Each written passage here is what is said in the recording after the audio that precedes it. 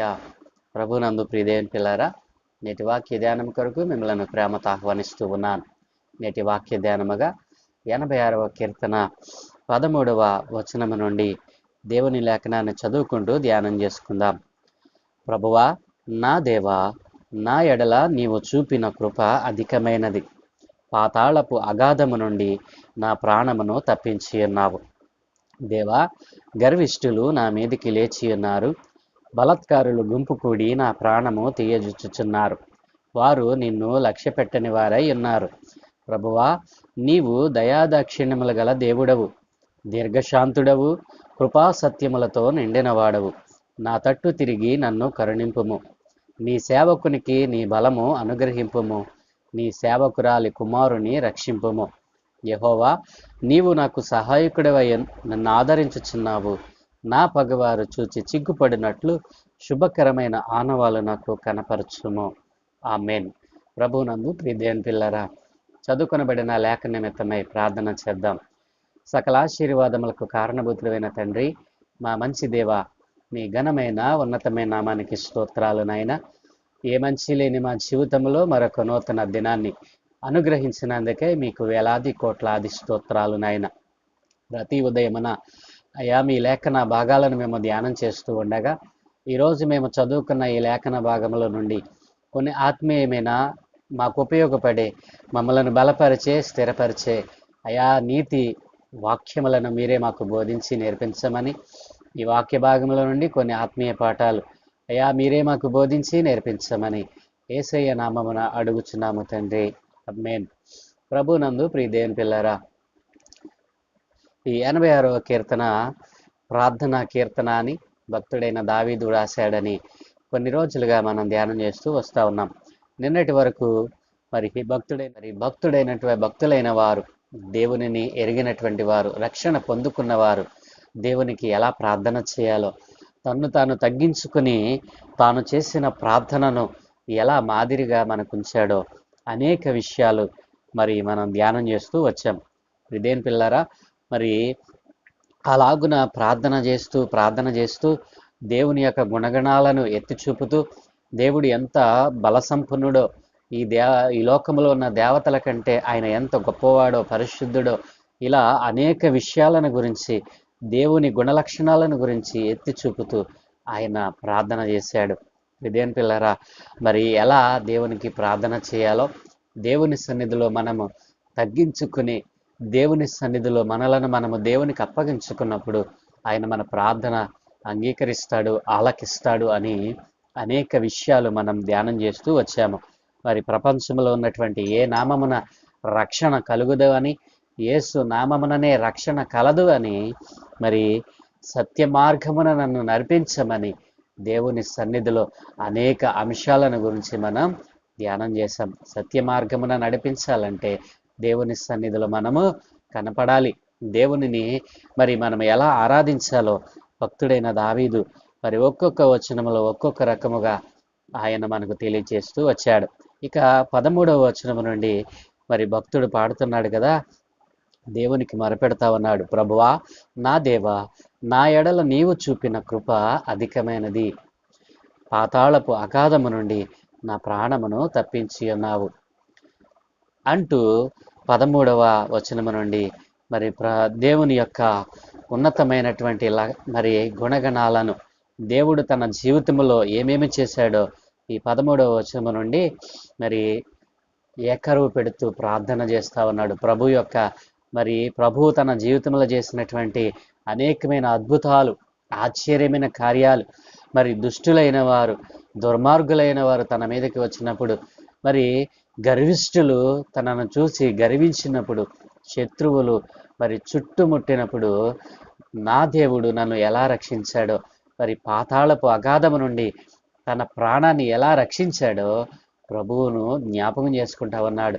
అవును ప్రియులారా, దేవుడు మన పట్ల చేసిన ఆశ్చర్య కార్యములను, అద్భుతములను మనం మరిచిపోయేవారుగా కాకుండా మన నిత్య ప్రార్థనలో వాటిని నెమరవేస్తూ ప్రభువుకి కృతజ్ఞతాస్తుతులు చెల్లించేవారుగా మనం మారాలి. హల్లెలూయా. ప్రభునందు ప్రియదేవుని పిల్లరా, భక్తుడైన దావీదు వీటన్నిటిని ఏకరు పెడతా ఉన్నాడు. అనేక మంది అనేక సార్లు ఆయన మీదకి వచ్చినప్పుడు నా దేవుడే నన్ను, నా ప్రాణము పాతాళంలోనికి పోకుండా ఆయన కాపాడాడు అని ప్రార్థన చేస్తా ఉన్నాడు. 14వ వచనం, దేవా, గర్విష్ఠులు నా మీదికి లేచి ఉన్నారు, బలాత్కారులు గుంపు కూడి నా ప్రాణము తీయజుచ్చుచున్నారు, వారు నిన్ను లక్ష్య పెట్టని వారై ఉన్నారు. మరి వీళ్ళకి ఇక్కడ ఎవరైతే తన మీదకు వచ్చారో, ఎవరైతే తనను మరి చంపటానికి, తన ప్రాణాన్ని తీయటానికి వచ్చారో, ఎవరైతే గర్వముతో తమ్మును తాము హెచ్చించుకుంటా ఉన్నారో వారందరిని గురించి ఇక్కడ దేవుడు చెప్తా ఉన్నాడు. ప్రభువా, వారు బలాత్కారులు, వారు అన్యాయముగా నా ప్రాణాన్ని తీయజూస్తా ఉన్నారయ్యా, వారు నిన్ను లక్ష్య పెట్టడం లేదు, ఒకసారి నీవే చూసుకో అని అలాంటి దుష్టుల గురించి, దుర్మార్గులైన వారి గురించి, బలాత్కారుల గురించి ప్రభు సన్నిధిలో మాట్లాడుతూ ఉన్నాడు.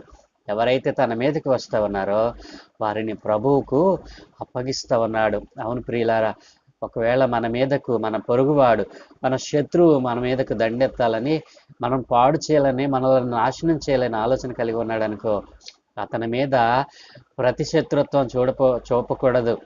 మరి వాడు చేసిన కార్యం నీవు చేస్తే వాడికి నీకు సమానమేమిటి? కాబట్టి నీవు చేయవలసినది ఏమిటో తెలుసా? దావీదు భక్తుడు ఇక్కడ అలాంటి బలాత్కారులను, దుష్టులైన వారిని, దుర్మార్గులైన వారిని ప్రభువు చేతికి అప్పగిస్తా ఉన్నాడు. ప్రభు సన్నిధిలో మనం కూడా మన శత్రువులు, మన మీదకి ఎవరైతే రావాలని చూస్తా ఉన్నాడో, ఎవరైతే మన పతనాన్ని కోరుకుంటూ ఉన్నారో, మన శత్రువులను గురించి దేవునికి మనం అప్పచెప్పాలి. మనమే ప్రతీకారము చేయకూడదు. ఎంత గొప్ప మరి విషయమును దేవుడు మరి ఈ రోజున మనకు తెలియజేస్తూ ఉన్నాడు. చాలామంది ఈ లోకంలో ఉన్నవారు వెంటనే ప్రతీకారం చేసేయాలి, మనకు నష్టం కలిగించిన వాడిని వెంటనే మరి పడగొట్టేయాలి, చంపేయాలి. ఇది మానవ నైజం. కానీ దేవుని గుణలక్షణాలను కలిగినటువంటి దేవుని భక్తులైన వారికి ఇది ఎంత మాత్రమును కూడదు అని దేవుని లేఖను సెలవిస్తూ ఉంది. ఇక్కడ భక్తుడు తన మీదకు లేచిన వారిని దేవునికి అప్పచెప్తా ఉన్నాడు. ప్రభువా, వీరు నిన్ను లక్ష్య పెట్టడం లేదయ్యా, ఒకసారి నీవే వారిని చూసుకో అని ప్రభువుకు వారిని అప్పగించేశాడు. 15వ వచనం, ప్రభువా, నీవు దయా దాక్షిణ్యములు గల దేవుడవు, దీర్ఘశాంతుడవు, కృపా సత్యములతో నిండినవాడు. మరి అక్కడ శత్రువులను ప్రభు పాదాలకు అప్పజెప్తూ ఇక్కడ దేవుని ఉన్నతమైన నామమును, ఉన్నతమైన గుణలక్షణాలను ఎత్తి పాడుతా ఉన్నాడు.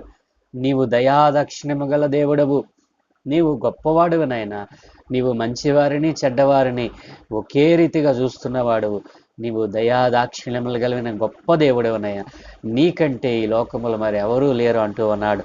నీవు దీర్ఘశాంతుడవు, ఇలాంటి దుర్మార్గులు మరి నీ పిల్లలపైకి వస్తూ ఉన్నా, వారిని బాధ పెడుతూ ఉన్నా, నీవు దీర్ఘశాంతముతో ఓర్చుకుంటా ఉన్నావు, వారు మారతారేమోనని. ఇదేని పిల్లరా, కృపాసత్యములతో నీవు నిండిన వాడవు. అనేకమైనటువంటి సంవత్సరాలుగా నీ కృపను, సత్యమును నీ పిల్లలైన వారికే కాదు, అన్యులైన వారికి కూడా నీవు ఇస్తా ఉన్నావు. అందుకే నీవు దయాదాక్షిణ్యము కలిగిన వాడవు, నీవు ప్రేమ కలిగిన వాడవు.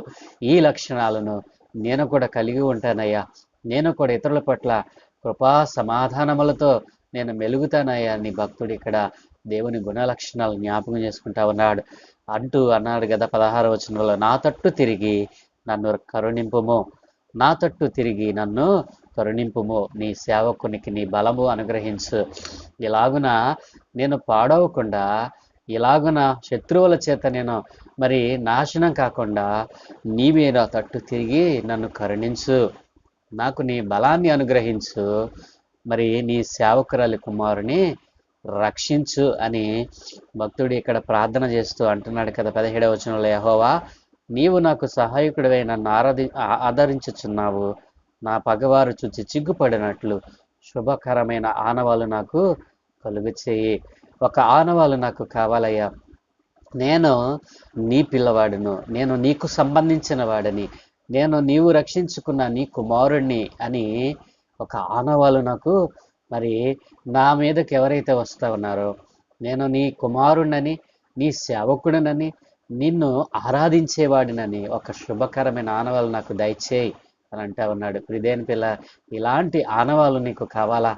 ఇలాంటి ఆనవాలు నీకు కావాలంటే దావీదు భక్తుడు ఎలా తను తగ్గించుకున్నాడో, గొప్పవాడే, రాజే, గొప్ప మరి ధన సంపన్నుడే అయినా దేవుని సన్నిధిలో తను తగ్గించుకున్నాడు, దేవుణ్ణి హెచ్చించాడు, దేవుని గుణలక్షణాలను ఎత్తి ఆయన ప్రార్థన చేశాడు.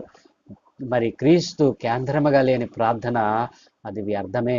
ప్రార్థన చేసేటప్పుడు వ్యర్థమైన మాటలు ఉచ్చరించకుండా ప్రభు సన్నిధిలో ప్రభు ఏమై ఉన్నాడో మరి ఆయన గుణలక్షణాలు ఏమిటో మనసులో ఉంచుకున్నట్లయితే వ్యర్థమైన మాటలు ప్రార్థనలో ఎంత మాత్రమును రావు. ఇదేని పిల్లరా చూశారు కదూ, మరి ఒక సత్యవంతుడైనటువంటి మరి యథార్థవంతుడైనటువంటి నిజముగా దేవుని తంటు కట్టబడినటువంటి ఒక వ్యక్తి మరి తనను తాను తగ్గించుకొని ఎలా ప్రార్థన చేశాడో, దేవుని నుండి మరి దేవుని గుణలక్షణాలు ఎన్ని ఎత్తి మరి ప్రార్థన చేశాడో, తన ప్రార్థనలో ఎక్కడ తను తాను హెచ్చించుకున్నది మనకు కనిపించదు.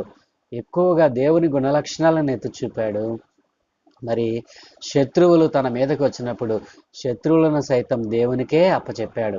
తాను ప్రతీకారం తీర్చడం కాదు కానీ, దేవా నీవే వారికి ప్రతీకారం తీర్చు, నిన్ను లక్ష్య పెట్టని వారుగా వీరున్నారయ్యా అని ప్రభువు మరి శత్రువులను సైతం ఆయనకు అప్పగించిన వానిగా భక్తుడు ఇక్కడ కనబడతా ఉన్నాడు.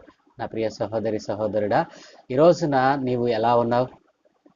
నీ ప్రార్థనలో దేవునికి ప్రథమ స్థానాన్ని ఇస్తూ ఉన్నావా? మరి ప్రార్థన చేసేటప్పుడు వ్యర్థమైన మాటలు వచిస్తా ఉన్నావా? జాగ్రత్త. దేవుని సన్నిధిలో నిన్ను నువ్వు తగ్గించుకో. నిన్ను నువ్వు తగ్గించుకున్నప్పుడు దేవుడు నిన్ను ఉన్నతమైన స్థానానికి తీసుకుని వెళ్తాడు. ప్రార్థన. సకల ఆశీర్వాదముల కారణభూతుడైన తండ్రి, మా మంచి దేవా, నీ ఘనమైన ఉన్నతమైన నామానికి స్తోత్రాలు నాయన.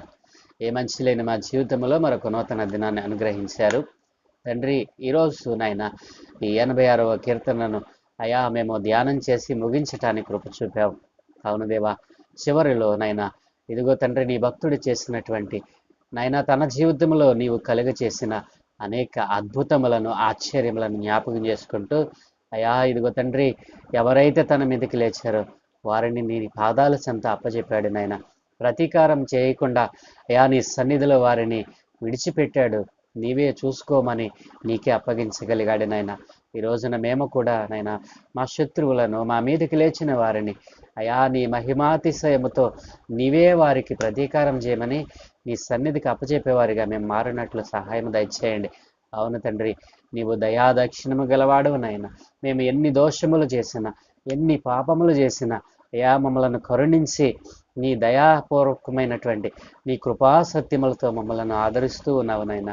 ఇదిగో మాకు ఒక శుభకరమైన ఆనవాలు మీరు మాకు ఈ రోజున అనుగ్రహించటానికి ఇష్టపడతా ఉండగా, ఎవరైతే ఆ శుభ ఆనవాలను పొందుకోవాలని ఆశపడతా ఉన్నారో తండ్రి, వారందరినీ నాయన దృష్టించమని, నీకు వ్యతిరేకముగా తిరుగుతా ఉన్న నా ప్రియ సహోదరి సహోదరులను అయా ఇదిగో తండ్రి, నీ నామం ఎరుగున వారు అనేక మంది నీ నామమును ఎరుగునట్లుగా నాయన సువార్త ప్రకటింపబడినట్లుగా సహాయం దయచేయమని, సువార్త అందని వారికి నీ సువార్తను ఏదో ఒక రూపంలో అయా నీవే నాయన నీ పిల్లల ద్వారా దానిని కొనసాగించి అందించమని, ఈ దినమే చేయ పనులన్నింటి మీద మీ కనుదృష్టి ఉంచి మీ దోతల కాపుతలు అనుగ్రహించి మీరే మహిం పొందుకోమని యేసయ్య దివ్యనామమున ప్రార్థించి వేడుకుంటూ ఉన్నాము తండ్రి.